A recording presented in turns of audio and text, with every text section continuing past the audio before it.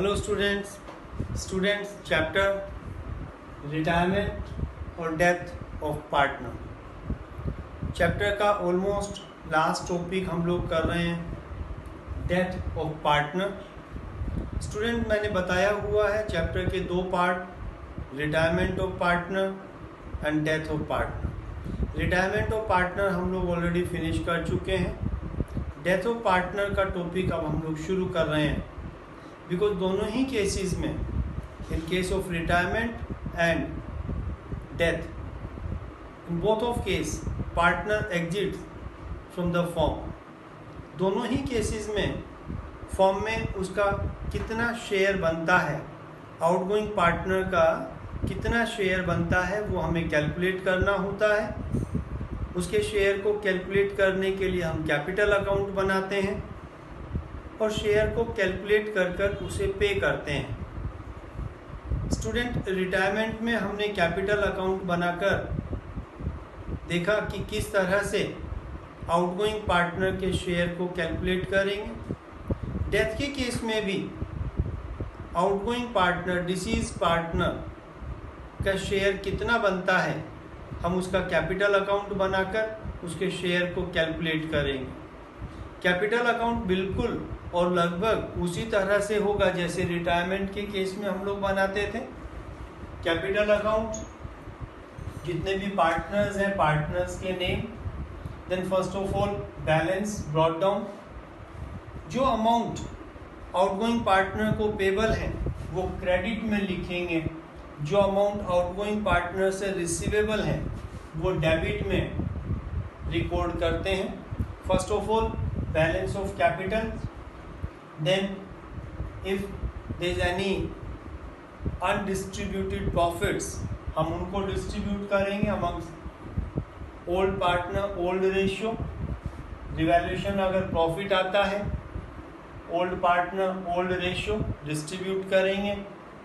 Goodwill का treatment देना होता है। हम लोग यहाँ पर मानकर चल रहे हैं कि सी की डेथ हो गई तो सी का गुडविल में जितना भी शेयर बनता है कंटिन्यूइंग पार्टनर्स को डेबिट करते हुए ट्रीटमेंट देंगे, बिल्कुल उसी तरह से जैसे रिटायरमेंट ऑफ पार्टनर्स में करते थे। एज कैपिटल, बीस कैपिटल, जितना भी गेनिंग रेशियो में।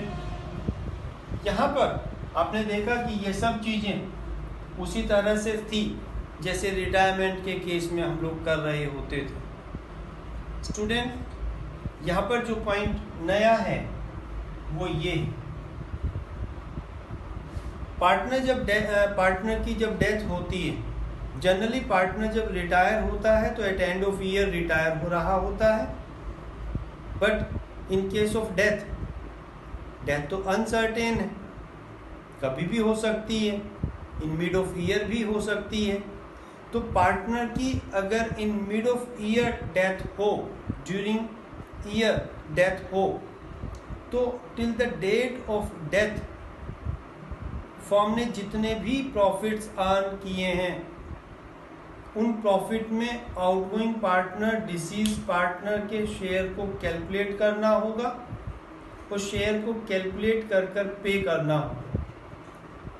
तो यहाँ पर पार्टनर की जिसकी डेथ हुई है, till the date of death how much profits earn by the firm,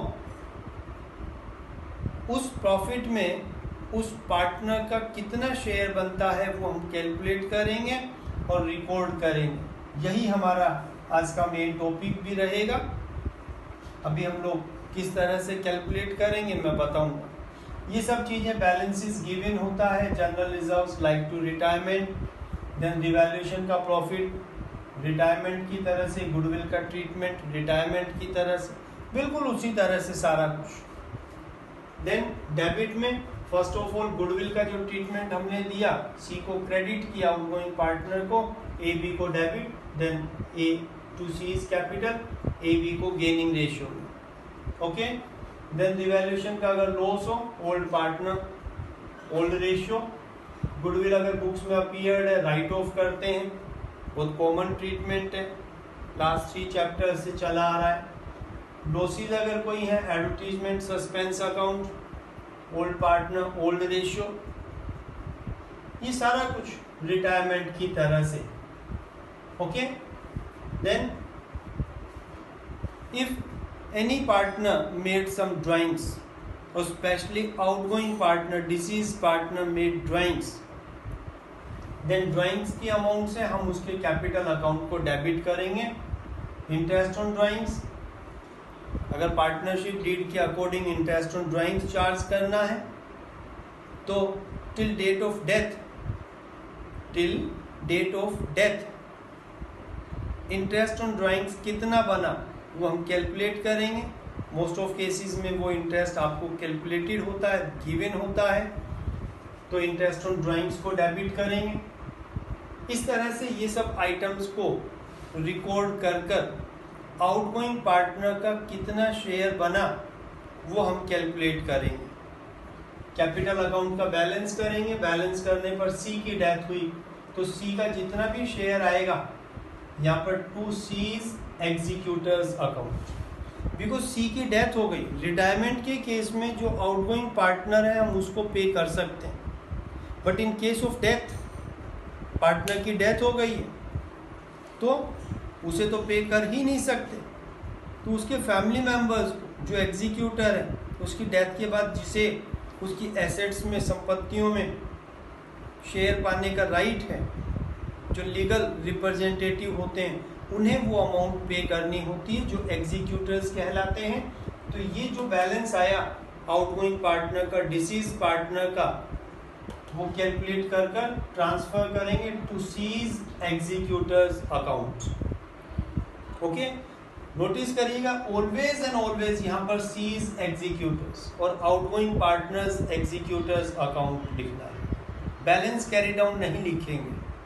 then remaining partner, because firm को कंटिन्यू कर रहे हैं, उनका to balance carry down. Okay, तो आपने देखा कि बिल्कुल उसी तरह से कैपिटल अकाउंट बनाना है जैसे रिटायरमेंट ऑफ पार्टनर के केस में हम लोग बनाते थे।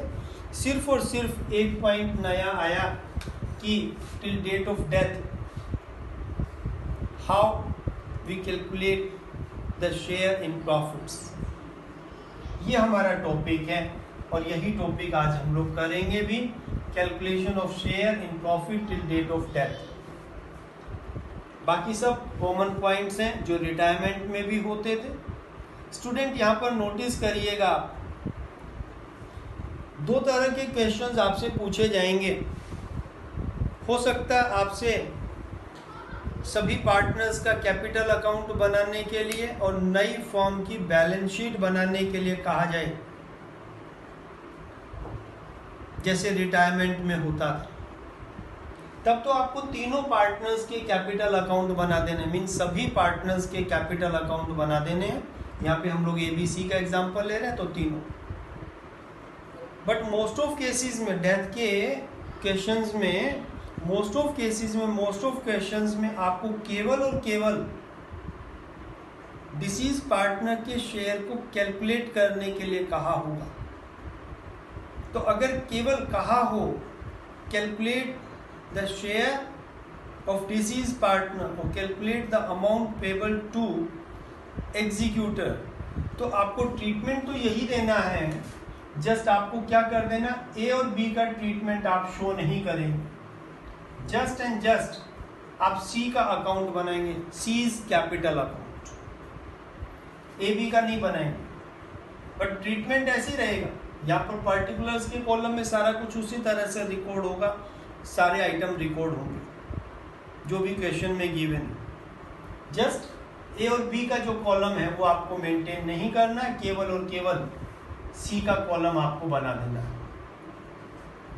ओके, तो ये हम लोग कमिंग वीडियोस में डिस्कस भी करेंगे जब कंप्लीट क्वेश्चन करेंगे। आज का जो मेरा टॉपिक है हम उस पर आ रहे हैं मेनली, कि इस तरह से जब शेयर को कैलकुलेट करना है देन हमें share in profits till date of death calculate करना होगा।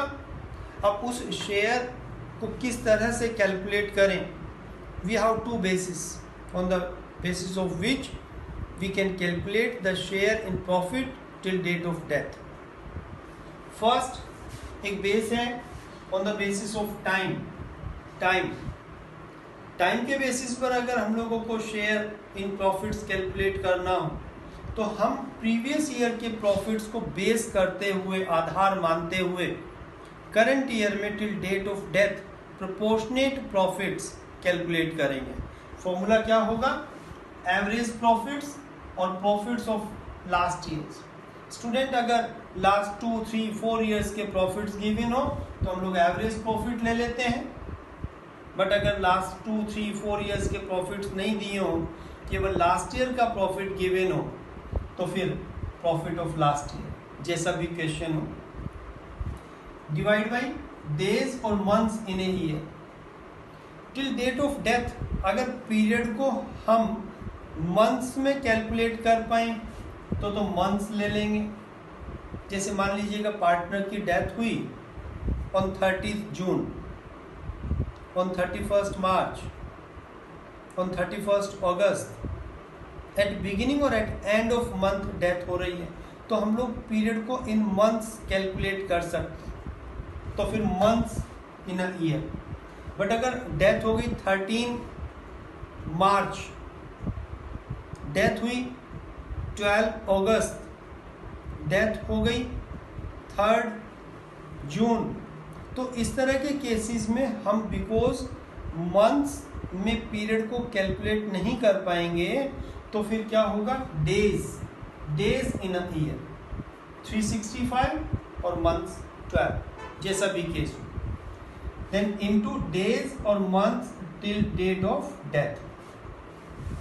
ओके, यहां पर अगर हम लोग देखें profits of previous year, profits of last year upon days और मंथ्स इन ईयर, तो हम 1 डे का प्रॉफिट और 1 मंथ का प्रॉफिट कैलकुलेट कर लेंगे। उसको मल्टीप्लाई कर देना है किससे? डेज और months till date of death. जिस डेट को डेथ हुई है उस डेट तक कितने मंथ्स हुए या कितने डेज हुए, तो हम उस ड्यूरेशन के लिए प्रोपोर्शनेट प्रॉफिट्स को कैलकुलेट कर लेंगे जितने पीरियड के लिए, जितने ड्यूरेशन के लिए पार्टनर फॉर्म में रहा है। ये हमने पूरी फॉर्म के प्रॉफिट्स को कैलकुलेट किया, प्रोपोर्शनेट प्रॉफिट्स। देन हमको कैलकुलेट क्या करना है? Share of deceased partner. तो यहाँ पर हमने profit sharing ratio of deceased partner से मल्टीप्लाई करके हम उसका शेयर कैलकुलेट कर लेंगे। तो ये फॉर्मूला है calculation of share of deceased partner. Okay, एक एग्जांपल लेके मैं आपको क्लियर कर रहा हूँ। Profits for the year ended 31 March 2015, 16 and 17 are given. 2015 40,000, 2016 48,000, 2017 62,000. Last 3 years के profits given. Then partner C expires on 30 June 2017. 30 जून 2017 को पार्टनर की डेथ हो गई C की। Calculate C's share in profit till date of death. C का share in profits calculate करना है till date of death. And accounting year 31 मार्च को फिनिश होता है। Accounting year finished on 31 March every year. कैसे कैलकुलेट करेंगे? Let us see. यहाँ पर आप देख रहे हैं कि profits of last 3 years are given. So average profits are 40,000 plus 48,000 plus 62,000 and average profits आ गए 50,000। ओके, 50,000। देन ये जो 50,000 के प्रॉफिट्स हैं ये हमने कितने ड्यूरेशन में अर्न किए? फॉर्मूला गिवन है, एवरेज प्रॉफिट और प्रॉफिट ऑफ लास्ट ईयर। यहाँ पे लास्ट ईयर्स के प्रॉफिट नहीं देखे, पर्टिकुलर ईयर प्रीवियस ईयर के प्रॉफिट होते तो वो लिख देते। Then divide by 12 months in a year. यहाँ पे हमने मंथ्स लिए बिकॉज कंप्लीट मंथ्स में हम लोग कैलकुलेट कर सकते। डेथ हुई होती 13 मार्च को, 13 जून को, 5 जून मई को, तो इस तरह के केसेस में डेज लेते 365 into duration till date of death. Because accounting year finish हो रहा है 31 मार्च को, 31 मार्च 2017 को ईयर फिनिश हुआ, डेथ हुई है 30 जून 2017 को। It mean in current year कितने पीरियड के लिए पार्टनर फॉर्म में रहा है? For 3 months. तो 3 मंथ्स में 12 मंथ्स में जब 50,000 के प्रॉफिट्स फॉर्म अर्न करती, तो 3 मंथ्स में कितने प्रॉफिट्स अर्न किए होंगे? प्रोपोर्शनेट प्रॉफिट्स को हम कैलकुलेट कर लेंगे, ये फॉर्म के प्रॉफिट्स आएंगे। अब जो पार्टनर सी की डेथ हुई है, सी का शेयर हम लोग मान लेते हैं, सीज शेयर 1/5 मान, तो इंटू 1/5 कैलकुलेट कर लीजिएगा। यहाँ पर हमने जब कैलकुलेट किया 4, 12,500 and 12,500 into 1/5 2,500 share in profits हमको पता चलता। Okay, by this. तो ये शेयर को कैलकुलेट किया by following on the basis of time. Got it? Okay? Yes. Student, now second method, second basis. And second basis is on the basis of sales or turnover. On the basis of sales or turnover, हम लोग किस तरह से calculate कर रहे होंगे? Let us see. On the basis of sales or on the basis of turnover, जब हम लोग कैलकुलेट कर रहे होंगे तो ऑलमोस्ट यही सब चीजें on the basis of sales और turnover. Formula, profits of last year, last year के जो भी प्रॉफिट्स फर्म ने जो प्रॉफिट्स अर्न किए इन लास्ट ईयर, वही जो हमने अभी टाइम बेसिस में लिया। जस्ट यहां पर सेल्स इन प्रीवियस ईयर और last year. Okay, last year में कितनी सेल, हमने लास्ट मेथड में लास्ट बेसिस में टाइम से कोरिलेट किया, यहां पर हम सेल्स के साथ कोरिलेट कर रहे हैं कि जितने भी प्रॉफिट्स अर्न किए कितनी सेल्स पर, और यहां पर सेल्स से ही sales till date of death. Okay, आपको ध्यान होगा अभी हमने जो टाइम बेसिस लिया, क्या प्रॉफिट्स ऑफ लास्ट ईयर या profit of average profit upon days और मंथ्स इन प्रीवियस ईयर। यहाँ पर चूंकि सेल्स के बेसिस पर करें तो सेल्स इन प्रीवियस ईयर, यहाँ पर हमने लिया था डेज और months till date of death, but यहाँ पर चूंकि सेल्स के बेसिस पर है तो सेल्स आ गया, जस्ट ये change into profit sharing ratio of deceased partner.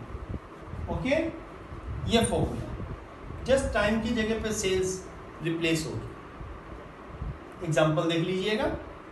Example हम लोग वही लेकर चल रहे हैं, लगभग ABC are 3 partners, C expires and C's share in profits is 1/5.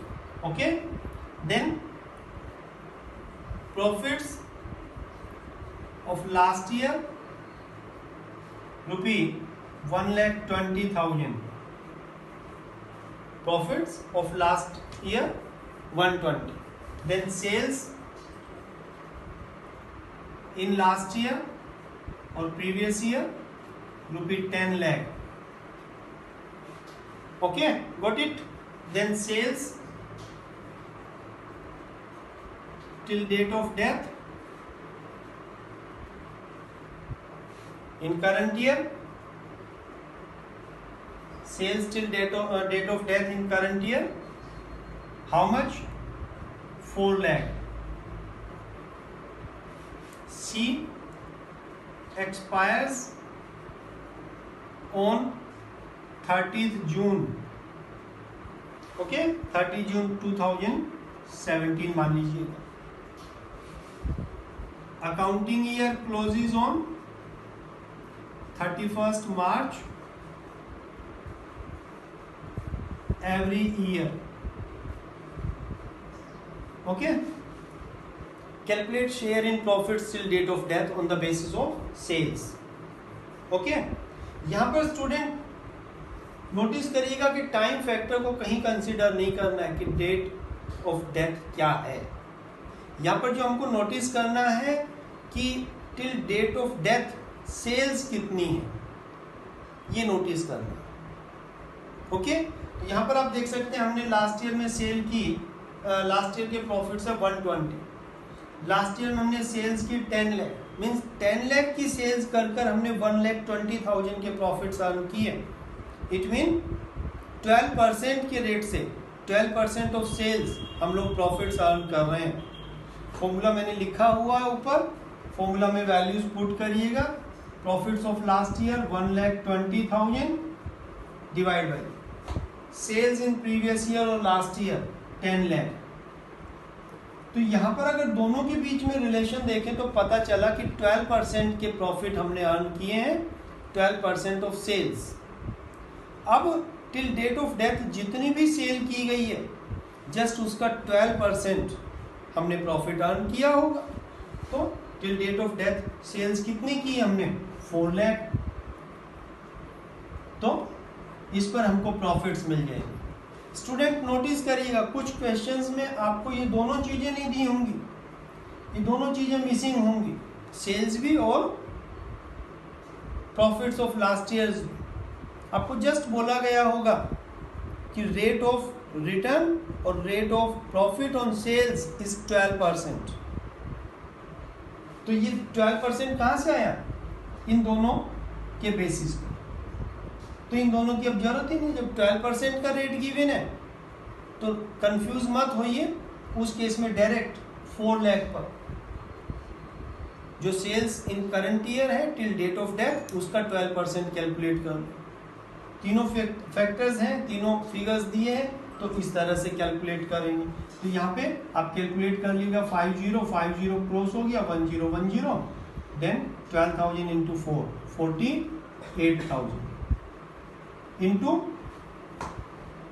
Profit sharing ratio of deceased partner, and deceased partner share is 1/5, so here 1/5 into 1/5, so 9,600 is the share in profits of C deceased partner till date of death। इस तरह से हमने calculate किया। तो दोनों basis मैंने बता दी, question में आपको गिवन होगा किस बेसिस को यूज कर आपको शेयर इन प्रॉफिट्स कैलकुलेट करना है। आपने नोटिस किया होगा यहाँ पे जब हमने सेल्स बेसिस पर लिया तो कहीं भी टाइम फैक्टर को कंसिडर नहीं किया है। तो नोटिस करिए टाइम फैक्टर को कहीं रिकॉर्ड नहीं करना है कब डेथ हुई, बिकॉज जो सेल हमने ली है in current year till date of death ली है। ओके, तो इस तरह से जो भी बेसिस आपको दिया हो उसके बेसिस पर शेयर इन प्रॉफिट्स कैलकुलेट करिए। अब क्वेश्चन आता है कि शेयर को कैलकुलेट कर उसके लिए एंट्री क्या पास करें। एंट्री आप और देख लीजिएगा, देन हमारा टॉपिक फिनिश हो जाएगा। जो भी शेयर आता है उस शेयर को कैलकुलेट करेंगे, शेयर को कैलकुलेट कर एक सिंगल एंट्री पास कर देनी है। स्टूडेंट यहाँ पे नोटिस करिएगा, first when profit sharing ratio of remaining partner